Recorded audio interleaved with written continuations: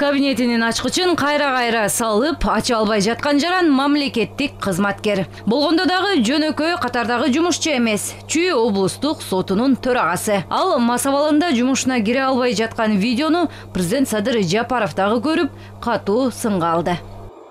Тааныдыңызбы ким экен? Чүй облустук сотунун төрагасына окшоп турат. Мына бир килейген областын төрагасы, şu sottorдун төрагасы бардык областты караган. Күндө арак ичип мас экен. Күндө мас келет экен. Күндө ушинтип кабинетине кирет экен мынакей. Анан ушундай соттор менен биз кантип реформа жүргүзөбүз? Ошондуктан урматтуу жогорку соттун төрайымы, тазаланыңыздар. Бүгүн немедленно чакырып туруп, соттук кеңештин жыйынына салыңыз. Сизге ушундай тапшырма. Тиешелүү жыйынтыктарды чыгарабыз. Чыгарыңыздар тез арада. Биз качан гана соттор өздөрү оңолгондо, өздөрү кынтыксыз жүрүм турумга ээ болгондо, анан адилеттүүлүк чечимди чыгарганга багыт алганда гана биз реформаларды ишке ашыра алабыз. Болбосо мен дагы бир жолу айталаймын, мыйзамдарды алтын тамга менен жазып өткөрүп алып туруп, соттордун алдына коюп берсек дагы биз мындай соттор менен реформа жүргүзө албайбыз. Элдин тагдырын чечип жаткан мындай соттор өзүн гана эмес, Фемида өкүлдөрүнө, кала берсе бүтүндөй мамлекеттин аброюна шек келтиргени бышык. Президент Садыр Жапаров алар кесипкөйлүктүн төмөндүгүнө жана бир тараптуулукту көрсөтүү менен мыйзамдуулуктун принциптерин бузуп жатканына токтолду. Соттор жана укук коргоо органдарынын кызматкерлери өзгөчө маанидеги мамлекеттик институту экенин өлкө башчы эскертти. Өлкөдө сот реформасы жүргүзүлүп жаткандыгына карабастан, сот жана укук коргоо системалары өздөрүнүн негизги функциясын, бузулган укуктарды коргоо жана калыбына келтирүү ишин жетиштүү жана натыйжалуу деңгээлде аткара албай жатат. Коомдо ушундай пикирдин үстөмдүгү сакталып жаткандыгын эскерте кетейин. Өлкөдө иштеп жаткан айрым эл аралык уюмдардын изилдөөлөрү көрсөткөндөй, инвесторлордун сот жана укуктук системасына ишеничи төмөн. Алар биздин сот жана укуктук системабызды мыйзамдуу кызыкчылыктарын коргоп бере албаган система катары баалашат. Мындай жагдайда биз мамлекеттик бийликтин өкүлдөрү, жарандык коомдун, эл аралык уюмдардагы биздин өнөктөштөрүбүздүн пикирлерин кунт коюп угуп, тийиштүү жыйынтыктарды чыгарууга милдеттүүбүз. Азыркы учурда зарыл иш-чараларды реалдуу түрдө жүзөгө ашырууга мүмкүнчүлүгүбүз бар, эркибиз жетет деп терең ишенем. Сот жана укук коргоо органдарында орун алган терс көрүнүштөр коомдогу укуктук нигилизмдин өсүшүнө өөлгө түзүп, ошондон улам мыйзамга болгон урмат сый жок болуп, мамлекетке болгон ишенбөөчүлүк күчөйт. Көз карандысыз жана адилеттүү сот системасын түзүү. Мындай максатта аракеттери жасалганы менен элдин сотторго болгон ишеними төмөн. Демек, натыйжа жок болгон. Судьялар мыйзамдуулукту сактоо жана бузулган укуктарды калыбына келтирүү милдеттерин так аткарбай келет. Бул эң биринчиден ошол соттордун чыгарган чечимдеринен ар кандай кадрлар, ар кандай сотторду сот тандоо кеңеши өзү системаны билбей туруп тандап алганда, ошондуктан ошол системада иштебеген, же болбосо мындай профессионалдык мындай деңгээли өтө жогору болгон кадрлар ушул системага кирип кетип, анан кийин мындай сот системасы бузулду десек деле жаңылышпайбыз да. Деген менен сот жана укук органдарындагы кемчиликтерди жоюп, зарыл иштерди реалдуу түрдө жүзөгө ашырууга мүмкүнчүлүктөр бар. Ириде конституциялык түзүлүштүн негиздеринин кол тийбестигин камсыздай турган, жарандардын укуктарын коргогон сот системасын түзүү маанилүү. Ал үчүн соттук укуктук реформаны жандантуу сааты келип жеткенин президент Садыр Жапаров белгилеп, мыйзамдарды сапаттуу, жаңыртуу жана өркүндөтүүдөгү негизги баскычтарга токтолду. Биринчи этап тергөө жана сот өндүрүшү маселелерин жөнгө салган мыйзамдардын учурдагы абалына баа берүү. Алардын негизги карама каршылыктарын жана өркүндөтүүнүн баштапкы пункттарын аныктоо. Экинчи этап мыйзамдарды өркүндөтүүнүн артыкчылыктуу учурдагы негизги келечектүү багыттарын аныктоо жана аларды жүзөгө ашыруу. Кеңештин урматтуу мүчөлөрү, сот өндүрүштөгү терс көрүнүштөрдү жоюу үчүн оболу жазык кодексин, процессуалдык жана башка кодекстердин, ошондой эле укук коргоо иштери менен сот өндүрүшүн жөнгө салуучу мыйзамдардын жаңы басылмаларын иштеп чыгышыбыз абзел. Ошол эле учурда Кыргыз Республикасынын азыркы конституциясы, атап айтканда анын адамдын жана жарандын укуктары, эркиндиктери жана милдеттери деген бөлүмү мыйзамдарды реформалоонун баштапкы негиздерин түзүүгө тийиш. Жаңыланган мыйзамдар формасы жана мазмуну боюнча мезгилдин духуна, коомдук муктаждыктарга, илимий ыкмаларга жана практикалык тажрыйбага дал келиши, эл аралык укуктук стандарттарга шайкеш келиши зарыл. Өлкө башчынын кодекстердин жаңы басылмаларын кайрадан иштеп чыгуу керек деп айтканы жүйөлүү. Учурда жазык процессуалдык кодекси, бузуулар жөнүндө жаза аткаруулар жана жоруктар жөнүндөгү кодекстер бүгүнкү күндүн талабына жооп бере албай жатканы буга далил. Соңку жылдары кылмыштуулуктун саны өсүп, ага каршы туруудагы иш-аракеттер солгундап кеткени да негиз. Гумандаштыруу деген ураандын астында жакшы максаттар коюлганы менен иш жүзүндө кодекстер таптакыр терс натыйжа алып келүү менен сот укуктук реформасынын негизин түзө турган мыйзамдар укук органдарынын сотторду туңгуй кабалга кептеп, айрым органдарда жүздөгөн кылмыш иштери мөөнөттөрүн так эместигин, сотто каралбай жаткандыгы, канчалаган адамдардын тагдыры чечилбей арабек тургандыгы ачыкталды. Мындай абалдан чыгуунун жолу албетте кодекстерди кабыл алуу. Учурда иштеп жаткан кодекстердин долбоорун даярдаган жумушчу топтон айырмаланып, эч кандай акы албай, кыска убакыттын ичинде кодекстердин жаңы долбоорун иштеп чыгышты. Кеңештин алдында түзүлгөн эксперттик топко аргылуу тармактын 70 дасыккан адиси тартылып, кодекстердин жаңы долбоорун иштеп чыккан. Документ Кыргызстандын тарыхында алгачкы ирет мамлекеттик тилде жазылып, 5 кодекс 4кө кыскартылды. Кылмыш жаза кодексинде, анан кылмыш жаза процессуалдык кодекстеринде каралган жанагы соттук вилка деп, жанагы 2 жылдан 5 жылга чейин, 5 жылдан 10 жылга чейин деген вилкалардын баары кайрадан жаңыдан каралып чыгып, башкача айтканда диспозициясы, санкциясы дагы бир топ оңолду деп айтсак болот да. Анан жазык кодекси деп аталып келген экен. Муну дагы биз такыр башкача оңдоп, кыргызчасы кылмыш жаза кодекси деп аталды да. Ошондуктан башкача айтканда ички мазмуну менен аталышындагы биздин баягы улуттук мамлекеттик кыргыз тилибизге дал келтирип, ошо Кыргызстандын тарыхында биринчи жолу ушул кылмыш жаза мыйзам актылары кыргыз тилинде жазылды деп айтсак болот.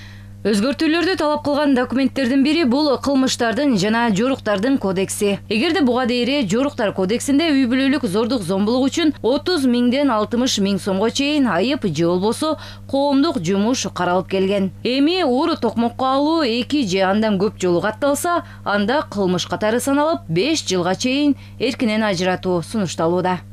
Ошол эле учурда тергөө иштеринин конкуренттүү мөөнөттөрү жоктугунан улам коомдо көптөгөн сын пикирлер айтылууда. Бул көрүнүш айрым укук коргоо кызматкерлери үчүн тергөө иш-аракеттерин, анын ичинде жарандардын конституциялык укуктарын чектөө сыяктуу терс иш-аракеттерди жүргүзүүгө мүмкүнчүлүк берип жатат.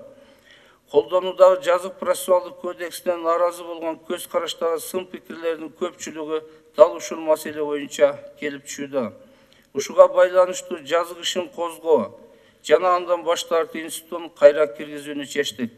Ушул стадиянын процесстик статусунун аныкталбагандыгына, аны менен бирге текшерүү жүргүзүлүп жаткан жарандардын укуктарына жана милдеттерине карата терс сын пикирлерди эске алдык. Ушуга байланыштуу сотко чейинки өндүрүштү 2 стадияга бөлүүнү сунуштадык. Албетте мыкты юристтерди чакырып алып карап, чындыгына келгенде кандай мыйзамың күчтүү болсо, мыкты жазылса, ошондой өлкөдө тартип болот. Ошого мен муну туура деп эсептейм да. Демилге чи болуп, мына көп билдирүүлөрүн жасап жүрдү азыркы генералдык прокурор Зулушев мырза. Аны өлкө боюнча баары билет, юристтер коомчулугунда да жакшы билишет, мыкты юрист экенин. Ошондуктан мен ойлойм, эми эгерде ошондой жакшы такшалган, тажрыйбасы күчтүү юристтерди чогултуп, баардыгын мындай тыкыр карап чыгышса, менче жакшы мыйзамдар, документтер кабыл алынат болуш керек деп. Сот системасын реформалоонун алкагында соттордун жоопкерчилигин күчөтүү зарыл. Бул жаатта Конституциялык сотто бир катар талаптар коюлду. Айтсак, бул тармакка курагы 40тан төмөн эмес жана 70ке жетпеген дасыккан адистер келе алат. Анан албетте юридикалык жаатта 15 жылдык тажрыйбасы болуусу кажет. Конституциялык ченемдерди ишке ашыруу үчүн мыйзам долбоорунда Конституциялык соттун судьяларынын курактык чегине жеткенге чейин шайлоо. Ошондой эле президент тарабынан жогорку кеңештин макулдугу менен төраганы жана төраганын орун басарын 5 жылдык мөөнөткө дайындоо. Мыйзам долбоору Конституциялык сот өндүрүшүнүн конкреттүү маселелери боюнча гана Конституциялык сотко кайрылуу укуктуу кайрылуунун субъектилерин аныктайт. Конституциялык сот өндүрүшүнүн жазуу жүзүндө жүргүзүү мүмкүнчүлүгүнүн жол жобосу каралат. Тактап айтканда, сот айрым категориядагы иштер боюнча сот ишин ооз-2 угуларды өткөргөндөн тараптар тарабынан берилген жазуу жүзүндөгү документтердин негизинде гана аларды чакырбастан жүргүзүүгө укуктуу. Бул ашыкча бюрократияны кыскартат жана сот үчүн да тараптар үчүн дагы процесстик үнөмдөгү алып келет деген ойдомун. Ошону менен бирге Конституцияны расмий чечмелөөдө белгилей кетсек, баш мыйзамдын жаңы редакциясына ылайык судьяларды жоопкерчиликке тартуу жөнүндө маселелерди кароо укугу судьялар кеңешине ыйгарылган. Кабыл алынган Конституцияда тартип комиссиясы жана анын укуктары белгиленген эмес. Бирок сотту көз алдынча башкаруу органдары жөнүндө Кыргыз Республикасынын мыйзамынын долбоорунун 23 беренесине ылайык жогоруда белгиленген маселелерди кароо судьялар кеңешинин тартип комиссиясынын ыйгарым укуктарына киргизилген. Аталган ченемдер Кыргыз Республикасынын Конституциясына ылайык келишине күмөн жаратып, Конституциялык сотко арыздардын түшүшүнө негиз болуп калат. Ошондуктан бул маселеге өзгөчө көңүл буруп, аракеттеги Конституциянын талаптарына ылайык келтирүүнү талап кылат. Серепчилер белгилегендей, калктын аталган бийлик бутагына болгон ишенимин компетенттүү, өз ишин так билген жана акыйкат соттор тандалганда гана кайтарылат. Мындай пикирди сот жана укук коргоо ишин өркүндөтүү маселелери боюнча кеңештин биринчи жыйынында мамлекет башчы Садыр Жапаров жөн жерден айткан жок. Ал белгилегендей, мыйзамдар алтын тамгалар менен жазылган күндө дагы судьялар өздөрү оңолбосо реформадан жыйынтык күтүп болбойт. Сегодня пошел под руководством президента, на мой взгляд, затронул одну из ключевых проблем. Президенттин жетекчилиги алдында кеңештин алгачкы жыйыны өттү. Сотторго болгон ишенимдин жоголушу бул ошол эле тармактын көйгөйү эмес, бул жалпы мамлекеттик системанын урашы. Октябрь окуясы дагы жөн жеринен орун алган жок да. Коомчулук эч бир сотко ишенбейт. Мыйзамдуулукка, укугунун сакталышына үмүттөнбөйт дагы. Анткени ишеним кеткен, анткени жөнөкөй адам акыйкаттуулукка жете албайт. Азыр мындай комиссиянын түзүлгөндүгү абдан жакшы көрүнүш. Биринчи кезекте жөнөкөй жарандын корголушу үчүн аракеттер көрүлөт. Акырындык менен реформа натыйжасын бере баштайт. Мында коомчулук менен бирге мамлекеттик системадагы утушка ээ болот. Эксперттердин айтымында сот тармагын тазалоо жана адилеттүү система орнотуу кадамы Конституциянын жаңы редакциясында жазылган. Акыйкаттуулукту ишке ашыруунун негизги принциптери өзгөрүүсүз калды. Бирок олуттуу кошумчалар камтылган. Сотторду тандоо системасынын дагы мындан ары мындай күчөтүү системасы керек да. Анткени бул деген сот системасы, судья деген бул деген юриспруденциянын мындай туу чокусу, элитасы деп эсептелет да. Бул жака чыныгы мындай абройлуу, тажрыйбасы чоң, интеллектуалдуу бир мындай адамдар келип, ошол элдин же болбосо бир кандайдыр бир юридикалык жактарынын тагдырын чечип, ушулар деген Кыргыз Республикасынын атынан булар деген чечим чыгарып атышпайбы? Ушу тапта жаңы күчүнө кирген Конституциянын алкагында ченемдик укуктук базаны ылайыкташтыруу аракети көрүлүүдө. Ага ылайык сот ишмердүүлүгүн жөнгө салуучу негизги мыйзам долбоорлору иштелип чыкты. Буга кошумча Конституциялык сот ишмердүүлүгүн жүргүзүп жатат. Конституциянын жаңы редакциясында Конституциялык сотко берилип жаткан жаңы ыйгарым укуктарды эске алуу менен карап чыкканбыз. Ушундан улам ушул органдын статусу жана Конституциялык сот өндүрүшүн жүргүзүүчү процедуралык маселелерди аныктаган ушул эки мыйзам долбоорун бир бүтүн мыйзам долбооруна бириктирүүнү эп көрдүк. Ошондой эле айрым процедуралык уюштуруучулук маселелерди Конституциялык соттун регламентине киргизүүнү сунуштайбыз. Соттук жана укуктук системаны жакшыртууда жарандык сектордун ою албетте эске алынган. Алардын сунуштары дагы мыйзам долбоорлорго киргизилип, бул деген укуктук базаны жакшыртууга түрткү болду деп эсептейт юристтер. Мындан сырткары жарандык сектор парламент жана мамлекеттик органдар менен тыгыз кызматташууга даярдыгын билдиришти. Те предложения, которые мы вносили по УК УПК, да? Кылмыш кодексине биз тараптан берилген сунуштардын айрымдары киргизилди. Айрымдары орун алган жок. Бирок жумушчу топ менен биргеликте биз азыр бирге документтердин үстүнөн иштеп жатабыз. Биз мындан ары да кызматташууга даярбыз. Биз тараптан соттордун жоопкерчилигин күчөтүү, көз карандысыздыгын камсыздоо жаатында бир катар сунуштарыбыз бар.